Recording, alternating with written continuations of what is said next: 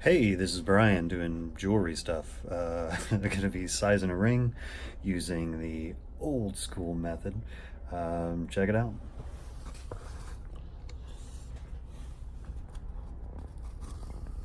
This production quality is fantastic, by the way. All right, done the basics, cut the size out. I got about a 3mm piece of gold that I cut out. I'm actually going to use that to fuse the seam that I've cut here. So I cut 3mm out, rounded it back like you normally would.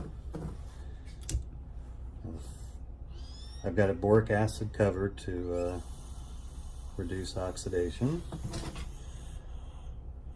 I want a nice, tight, kind of an oxidizing flame.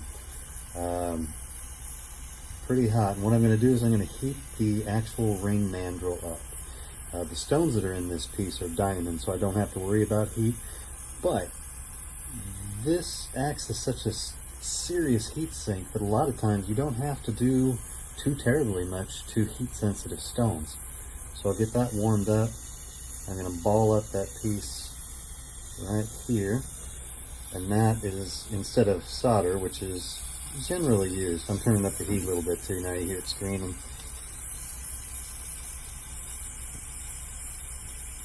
So I'm going to warm up in front of it, warm up behind it, get it all nice and hot. And I'll see the metal start to get a little bit of that, they call it straw, it's just getting a little bit red. Now I want to kind of bring both temperatures, all temperatures up at the same point, and you just stab it with some heat, pop. Now the ring isn't exactly tight on this mandrel. That way it gives room for just a little bit of bulge when all the metal comes together. That should be pretty good, actually. This is a 10-karat white gold ring. You can use it with anything. White gold, yellow gold, platinum does not work this way, so don't take me literally in saying anything, but any gold ring can do it this way. I've done some silver. The wider the shank, the more difficult it is to get. But you see, it's got a little lump on it. Let's see if I can get that. Trying to get it to focus, but you see it's got a little lump. Now, one thing that you're wondering probably is, isn't that wasteful? Slightly. There is a little bit of waste involved in sizing rings this way. However, what you gain from that is a ring with no sizing seam. Still a little bit warm, but it went all the way through. Generally speaking, I will also size it approximately a quarter of a size smaller than I normally would, and then pound that bump down a little bit. That also adds to the tension in the ring, so to speak.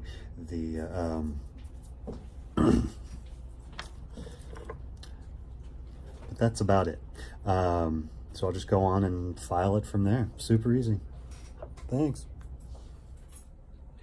So here's a close-up of the side. See that little extra piece? Just melted right in.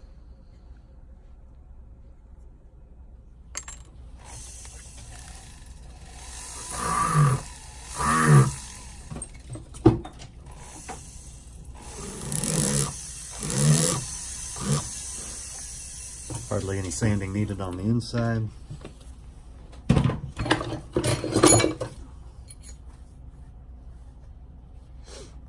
I needed it a 5.5.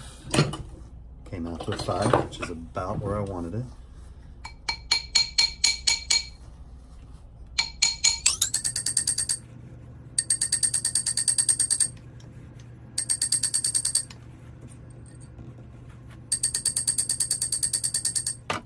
So I hammered that little bump out, and what that does is it takes the freshly annealed shank and work hardens it.